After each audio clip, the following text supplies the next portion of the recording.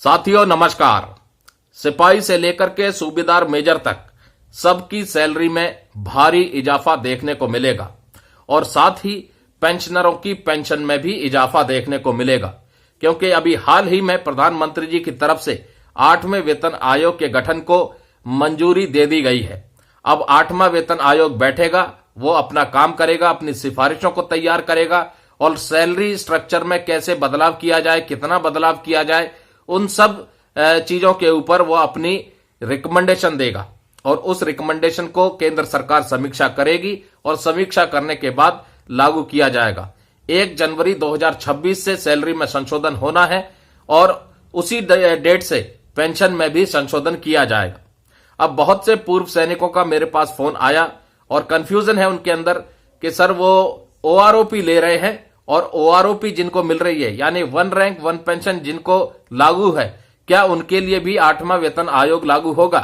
तो दोस्तों सबसे पहले तो 1 रैंक 1 पेंशन को समझ लीजिए और उसके बाद पे कमीशन की बात करेंगे।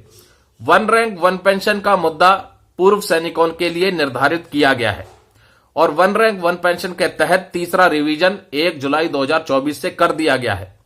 1 रैंक 1 पेंशन को लाने का मकसद यह था कि जो पुराने पेंशनर थे उनको मौजूदा पेंशनर के समानांतर आर्थिक मजबूती मिले, इसलिए पेंशन का रिवीजन किया गया। आपने देखा होगा 1 रैंक 1 पेंशन के तहत जो पुराने पेंशनर थे जिनकी कम पेंशन थी उनकी पेंशन में बढ़ोतरी ज्यादा देखने को मिली और जो नए पेंशनर थे उनकी पेंशन में कम बढ़ोतरी देखने को मिली और बहुत से पेंशनर ऐसे थे जिनकी पेंशन में ही बढ़ोतरी नहीं हुई क्योंकि उनकी ऑलरेडी 1 रैंक 1 पेंशन से ज्यादा पेंशन मिल रही थी। ऐसे मैसेज उनके पास भी आए थे। तो पुराने और मौजूदा पेंशनर्स में आर्थिक जो है समानता बनी रहे उसके लिए 1 रैंक 1 पेंशन डिफेंस के पेंशनरों के लिए लागू किया गया, जो काफी सालों से एक लंबी मांग चली आ रही थी। अब क्या उनके लिए 8वां वेतन आयोग लागू होगा? तो दोस्तों 8th सेंट्रल पे कमीशन किसी पर्सनल एक मिनिस्ट्री के लिए नहीं है। 1 रैंक 1 पेंशन एक पर्टिकुलर मिनिस्ट्री के लिए है। डिफेंस मिनिस्ट्री के अंतर्गत जो भी सैनिक आते हैं, पूर्व सैनिक आते हैं, उनके लिए है। और 8th सेंट्रल पे कमीशन सभी मिनिस्ट्रीज के कर्मचारियों और पेंशन भोगियों के लिए है, यानी केंद्र सरकार के अंतर्गत जितने भी कर्मचारी और पेंशन भोगी आते हैं उन सब के लिए 8वां वेतन आयोग लागू किया जाएगा, चाहे वो रक्षा विभाग के हों, चाहे वो पोस्ट ऑफिस विभाग के हों, चाहे वो रेलवे विभाग के हों, चाहे किसी और विभाग के हों। अब सवाल खड़ा होता है कि 8th सेंट्रल पे कमीशन में सैलरी स्ट्रक्चर में कितना बदलाव हो सकता है। दोस्तों सैलरी स्ट्रक्चर में बदलाव क्यों किया जाता है इस चीज को भी समझना होगा।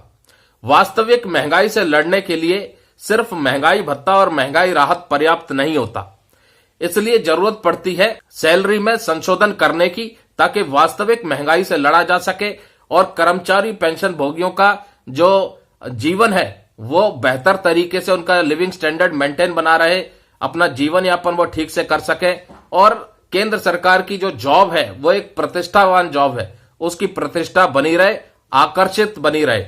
इसलिए भी सैलरी और वेतन में संशोधन किया जाता है समय समय पर और यह प्रथा हर 10 साल के बाद पे कमीशन के माध्यम से की जाती थी, ये चली आ रही है। अभी तक 7 वेतन आयोग लागू हो चुके हैं। 7वां वेतन आयोग 1 जनवरी 2016 से लागू हुआ था, जिसमें कि फिटमेंट फैक्टर 2.57 का इस्तेमाल किया गया था और मिनिमम बेसिक पे जो 7,000 रुपए थी उसे बढ़ाकर के 18,000 कर दी गई थी। अब अटकलें लगाई जा रही हैं। अब पे कमीशन का गठन तो हो गया, सरकार ने मंजूरी दे दी, अब अटकलें लग रही हैं कि फिटमेंट फैक्टर क्या रह सकता है। इसके ऊपर हमने दोस्तों पहले भी एक वीडियो बनाई थी, एक अनुमानित फिटमेंट फैक्टर लिया था हमने 1.96 से लेकर के 2.86 तक के फिटमेंट फैक्टर को लगा करके कैलकुलेशन की थी कि मिनिमम बेसिक पे कितनी हो सकती है। आप उस वीडियो को जाकर के देख सकते हैं हमारे चैनल पर। दोस्तों अभी तक पे कमीशन ने अपनी सिफारिशें नहीं सौंपी हैं, लेकिन अनुमान लगाया जा रहा है कि फिटमेंट फैक्टर 1.92 से लेकर के फिटमेंट फैक्टर 2.86 यहां तक के बीच में हो सकता है। हालांकि कर्मचारी संगठन प्रयास जरूर कर रहे हैं कि फिटमेंट फैक्टर 2.86 की मांग रखेंगे। अभी उन्होंने अपना मेमोरेंडम तैयार नहीं किया है, नेशनल काउंसिल स्टाफ साइड के जो सेक्रेटरी हैं शिव गोपाल मिश्रा जी, उन्होंने एक इंटरव्यू दिया और इंटरव्यू में बताया कि वो मीटिंग करेंगे, संगठनों में बैठेंगे, आपस में चर्चा करेंगे और क्या क्या मुद्दे रखे जाएं पे कमीशन के सामने, मेमोरेंडम में क्या क्या शामिल किया जाए, उन सब चीजों के ऊपर विचार किया जाएगा और फिटमेंट फैक्टर कितना रखने की मांग करेंगे उसके ऊपर भी विचार किया जाएगा। मीडिया रिपोर्ट्स की अगर माने तो फिटमेंट फैक्टर कई प्रकार के बताए जा रहे हैं और अलग अलग प्रकार के हिसाब से अगर देखें तो वो कहीं ना कहीं 32,000 रुपए के बाद से लेकर के 51,000 रुपए तक के बीच में सैलरी में बढ़ोतरी की संभावना व्यक्त की जा रही है। हालांकि अभी कुछ भी फाइनल नहीं हुआ है और यह भी फाइनल नहीं हुआ है कि क्या पे कमीशन फिटमेंट फैक्टर के आधार पर ही सैलरी में संशोधन करेगा या इस बार किसी और फॉर्मूले के ऊपर विचार करेगा।